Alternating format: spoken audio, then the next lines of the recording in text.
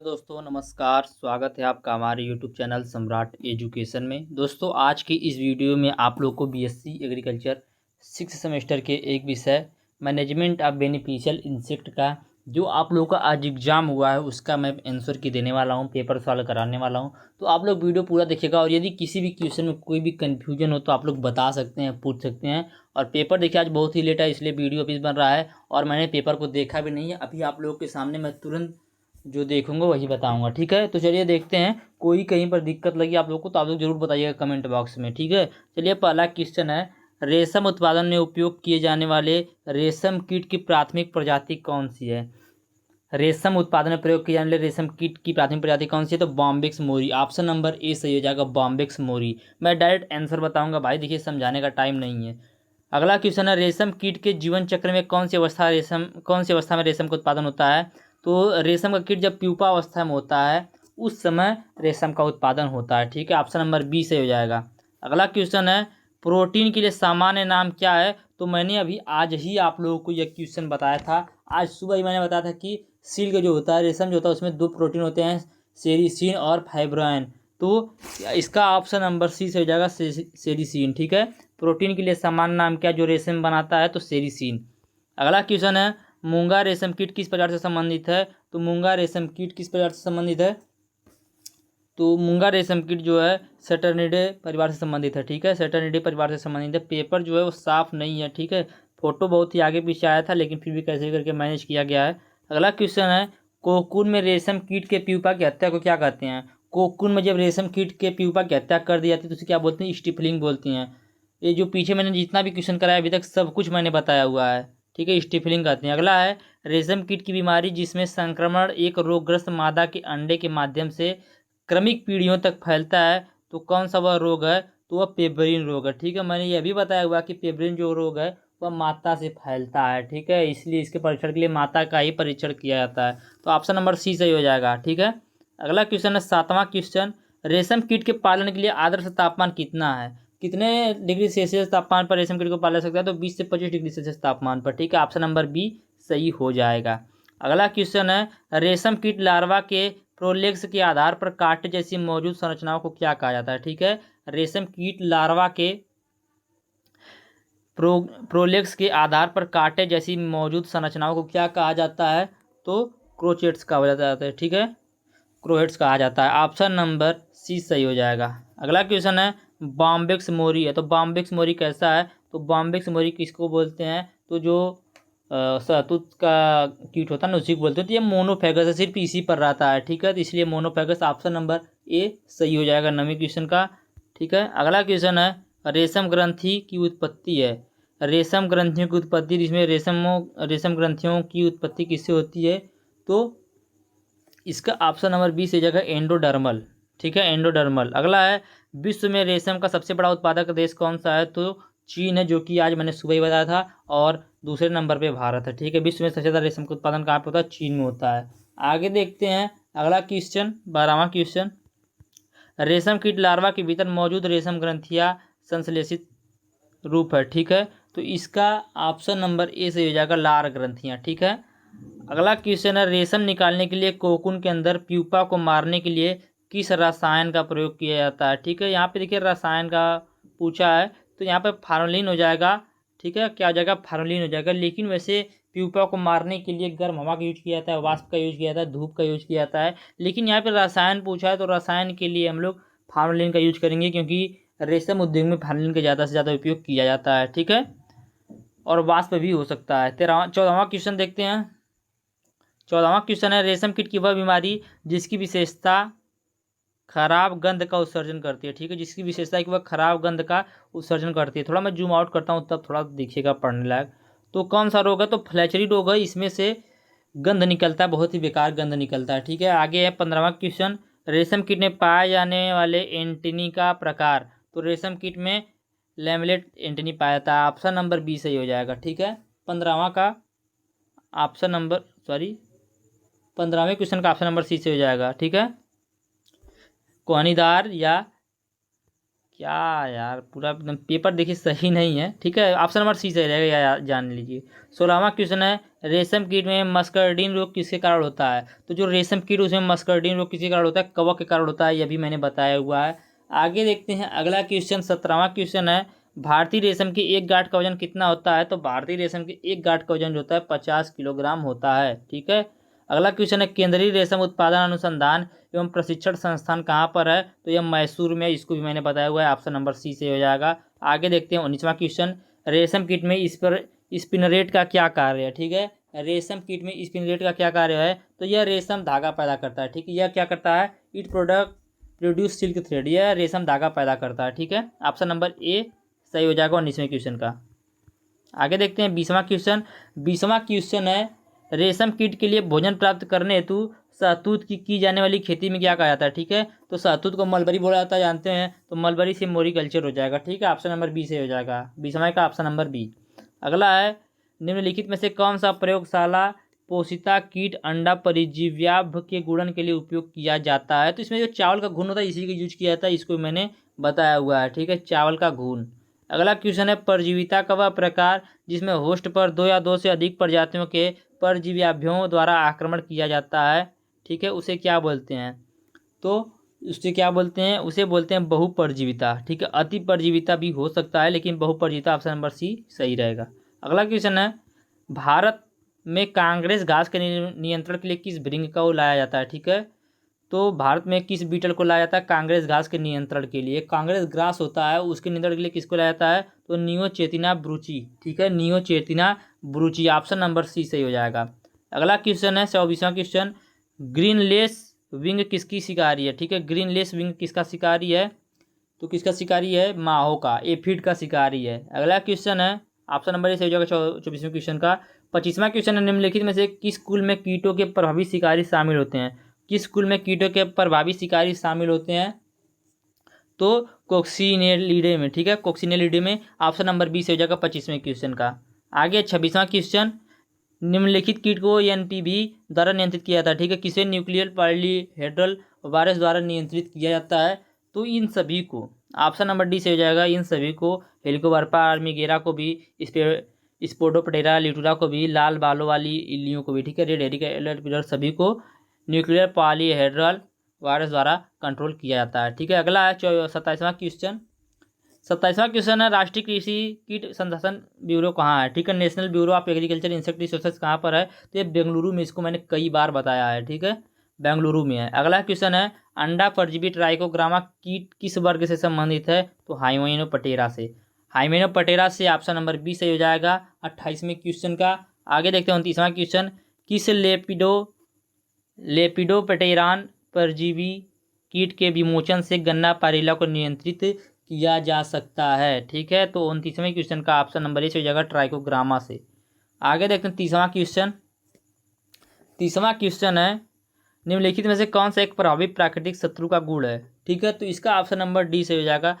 देखिए, मैं आप लोगों को बता देता हूँ, आपको जो यूनिवर्सिटी है यहाँ पे जो पेपर बन रहा है ना, 90% ऐसा हम देख रहे हैं कि जो भी क्वेश्चन दे रहा है, यदि उसमें ऑल ऑफ दिस दिया, उपरोक्त सभी दिया, तो वही सही हो रहा है। ठीक है, लेकिन यदि आप लोग को आ रहा हो तो सही करिएगा, यदि नहीं आ रहा है तो आप लोग ऑल ऑफ दिस पे ऊपर क्लिक कर दीजिएगा भाई, 90% चांस है सही होने का। ठीक है, यह ट्रिक थोड़ा सा है। अगला 30वां क्वेश्चन, निम्नलिखित में से कौन सा एक प्रभावी प्राकृतिक शत्रु का गुण है? ठीक है, तो यह सब जो है प्रभावी सब प्राकृतिक शत्रु का गुण होता है। ठीक है, उस उच्च खोज क्षमता होती है, लघु जीवन और चक्र, और उच्च प्रजनन क्षमता होती है, उच्च पोषिता विशिष्ट होता है। मतलब ऑप्शन नंबर डी से हो जाएगा 30वें क्वेश्चन का। 31वां क्वेश्चन है, निम्नलिखित में से कौन सा कीट नियंत्रण में प्रयुक्त शिकारी भृंग का उदाहरण है? तो ऑप्शन नंबर इसका ए से हो जाएगा कोक्सिनेला। ठीक है, कोक्सिनेला सेप्टमपंक टाटा। ठीक है, ऑप्शन नंबर ए से हो जाएगा। आगे 32वां क्वेश्चन है, स्पाइडर माइट को नियंत्रित करने के लिए आमतौर पर किस शिकारी का प्रयोग किया जाता है? तो स्पाइडर बीटल को कंट्रोल करने के लिए लेडी बर्ड बीटल का यूज किया जाता है, सबसे ज़्यादा इसी का यूज किया जाता है। ठीक है, अगला है, भारत का उच्चतम लाख उत्पादक राज्य कौन सा है? तो झारखंड। सबसे ज़्यादा उत्पादन लाख का झारखंड में होता है, और भारत में, मतलब यदि विश्व में बात करें तो भारत में ज़्यादा होता है, और भारत में बात करें तो झारखंड में होता है। ठीक है, आगे देखते हैं 34वां क्वेश्चन, लाख उत्पादन सबसे अधिक किस प्रकार की जलवायु से संबंधित होता है? तो ट्रॉपिकल क्लाइमेट से, ठीक है, उष्णकटिबंधीय जलवायु से संबंधित होता है। 34वें क्वेश्चन का ऑप्शन नंबर बी से हो जाएगा। अगला क्वेश्चन है 35वां क्वेश्चन, भारतीय प्राकृतिक रेजिन एवं गोत्र संस्थान कहाँ पर है? तो यह रांची में है, इसको भी मैंने बताया हुआ है, यह कहाँ पर है? रांची में है। 35वें क्वेश्चन का ऑप्शन नंबर ए से हो जाएगा। आगे 36वां क्वेश्चन है, लाख कीट किस कुल से संबंधित है? तो लाख कीट जो है किस कुल से संबंधित है? आप लोग बताइएगा, मैंने इसको कई बार बताया हुआ है। लाख कीट जो है कॉक्सीडे परिवार से संबंधित है। अगला क्वेश्चन है, लाख के मुख्य उत्पादक हैं? तो देखिए लाख जो होता है मुख्य रूप से ज़्यादा से ज़्यादा मादा उत्पादन करती है, ठीक है, लेकिन लाख कीट का मुख्य उत्पादक पूछा है तो दोनों है भाई, ऑप्शन नंबर सी से हो जाएगा, दोनों, ठीक है। अगला है 38वां क्वेश्चन, लाख कीट में पाया जाने वाला प्रजनन का प्रकार कौन सा है? लाख कीट में किस प्रकार का प्रजनन पाया जाता है? तो इसमें ओवल पैरस जो रिप्रोडक्शन था पाया जाता है, अंड प्रजनक पाया जाता है, ठीक है। 38वें क्वेश्चन का ऑप्शन नंबर ए से हो जाएगा। अगला क्वेश्चन 39वां क्वेश्चन, लाख कीटों की राल ग्रंथियां कहाँ स्थित होती हैं? जो लाख कीट होते हैं, लैक इंसेक्ट होते हैं, उनकी राल ग्रंथि कहाँ स्थित होती है? तो उदर में, एब्डोमेन पे। अगला है, एक वर्ष में लाख कीट की कितनी पीढ़ियाँ होती हैं? तो 4 पीढ़ियाँ होती हैं। अगला क्वेश्चन है ऑप्शन नंबर डी से हो जाएगा 40वें क्वेश्चन का। 41वां क्वेश्चन है, लाख कीटों में राल ग्रंथियाँ पूरी शरीर में फैली होती हैं सिवाय? तो देखिए पूरे शरीर में होती है सिर्फ मुखांग को छोड़कर, लेकिन यहाँ पे शरीर का कोई अंग दिया ही नहीं है, सिर्फ कंफ्यूज किया, दिया मुखांग जिसमें नहीं पाई जाती है, 2 श्वास छिद्र दिया है, गुदा दिया है। ऑप्शन नंबर डी सही रहेगा, ठीक है। 41वें क्वेश्चन का ऑप्शन नंबर डी सही रहेगा। 42वां क्वेश्चन है, लाख कीट की कौन सी प्रजाति पलाश, बेर, अरहर, घोट आदि पर उगाई जाती है? तो कुसमी, सॉरी, हाँ कुसमी। 42वें क्वेश्चन का ऑप्शन नंबर ए से हो जाएगा कुसमी, ठीक है। सबसे ज़्यादा लाख का उत्पादन कौन करता है? तो रंगीनी करता है, बी। कितना करता है? 80 से 90% उत्पादन कर देता है। अगला क्वेश्चन है 43वां क्वेश्चन, लाख के तैयार उत्पाद को क्या कहते हैं? तो लाख के उत्पाद तैयार को सेलेक्ट कहते हैं, ठीक है। इसको मैंने बताया था। 43वें क्वेश्चन का ऑप्शन नंबर सी सही हो जाएगा, ठीक है। देखिए थोड़ा बारिश होने लगा, आवाज़ थोड़ा हो सकता है कि रुक रुक के जाए, या आवाज़ में कोई दिक्कत हो तो आप लोग मैनेज कर लीजिएगा। अगला है, लाख में कितने प्रतिशत रेजिन पाया जाता है? तो लाख में 70% रेजिन पाया जाता है, याद रखिएगा, रेजिन ही सबसे ज़्यादा पाया जाता है लाख में, 70%। आगे है, लाख कीट के पंख वाले नर में कितने जोड़े पंख होते हैं? ठीक है, लाख कीट के पंख वाले नर में कितनी जोड़ी होती हैं? तो ऑप्शन नंबर इसका बी से हो जाएगा, 2 जोड़ी, ठीक है। 45वें का ऑप्शन नंबर बी से हो जाएगा। आगे 46वां क्वेश्चन है, लाख कीट किस लिए लाख स्रावित करता है? तो लाख कीट होता है अपनी सुरक्षा के लिए, लाख को स्रावित करता है, ठीक है, लाख का सेक्रेशन करता है। 46वें क्वेश्चन का ऑप्शन नंबर सी से हो जाएगा। आगे 47वां क्वेश्चन, तो 47वां क्वेश्चन का निम्नलिखित में से किसका उपयोग सिट्रस और सेब जैसी फलों की कोटिंग में किया जाता है? तो किसका यूज किया जाता है? तो इन सभी का यूज किया जाता है। सीड लैग का भी किया जाता है, सी लैग का भी किया जाता है, बटन लैग का भी किया जाता है, ठीक है। तो ऑप्शन नंबर डी से हो जाएगा। आगे 48वां क्वेश्चन, लाख कीट के प्रमुख शिकारी का नाम बताइए। लाख कीट का प्रमुख शिकारी कौन सा है? ठीक है, तो ऑप्शन नंबर डी इसका विषय हो जाएगा, सभी जो हैं लाख कीट के प्रमुख शिकारी हैं। अगला है, लाख निम्फों के उद्भव को क्या कहते हैं? ठीक है, the emergence of lac nymph को क्या कहते हैं?